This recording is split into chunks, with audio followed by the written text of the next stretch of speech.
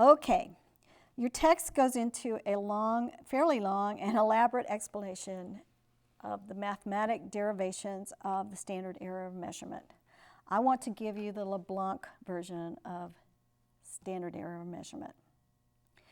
It's important to realize there is always error of measurement. Anytime you measure anything, there will always be error, especially in the social sciences. How do you measure personality or attitudes or behaviors?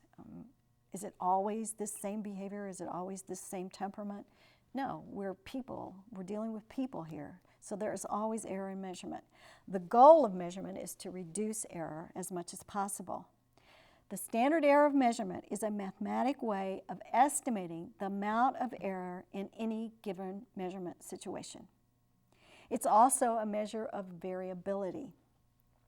You know, I'm reminded of the scripture that says that in God, there is no variability. Well, in measurement, there is variability, and frequently a lot of it.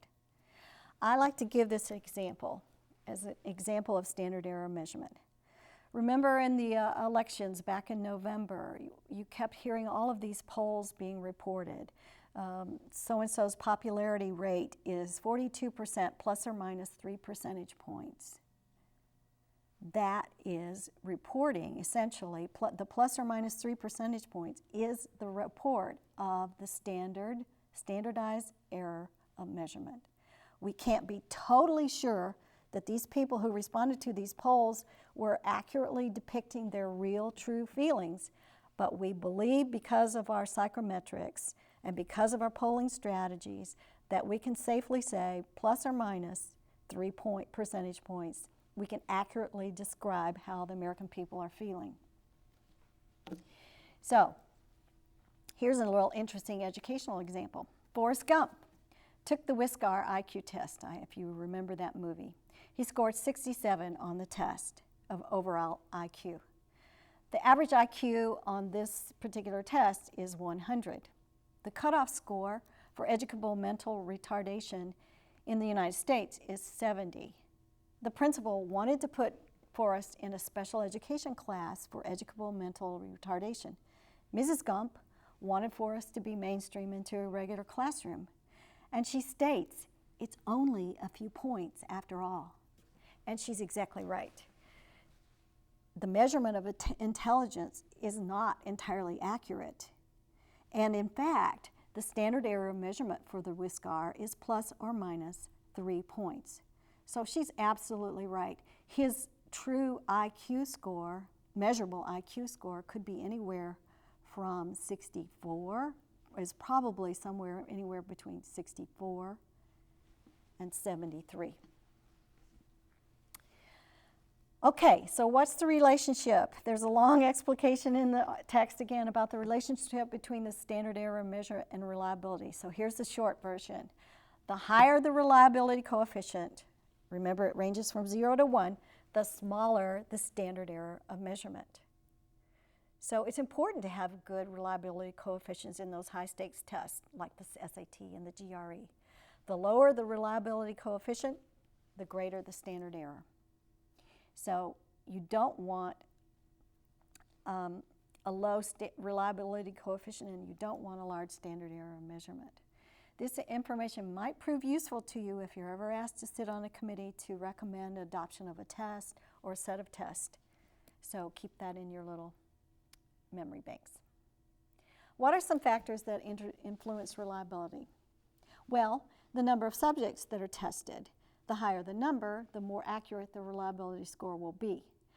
Typically, we say the rule of thumb is a minimum of 30 subjects on any test, whether it's classroom-based or otherwise. But typically in those high-stakes tests like the SAT, we're talking about millions of people who have been tested. The number of items on a test is also important. I'm always amazed when I hear people say our final exam was one essay question for the whole semester. Well, you know, it's not good psychometrics to do that, and it really makes me question whether you can have one essay test that covers the whole gamut of all that's covered in a course. So the general rule of thumb is that 30 items is recommended for an assessment of knowledge or skill sets. Okay, at the end of the reliability chapter, there is a fairly lengthy discussion about grade equivalence.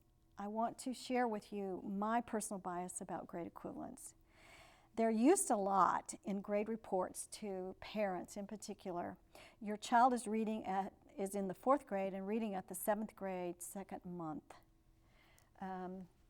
as defined, as measured by this particular test, achievement test or aptitude test.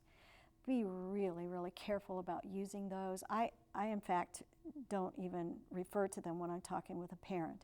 Use them with extreme caution. They are not accurate measures. We're going to get into that later in this chapter on standardized tests, and I can show you why they're not accurate measures, but that's another video. They yield spurious results. They're easily misunderstood. They're based essentially on predictive models, how if a child in the 4th grade were to take the 7th grade test, he or she would perform as well as a 7th grader in the 2nd month. First of all, how can we be so precise about this type of measurement, especially when we're predicting 3 years into the future?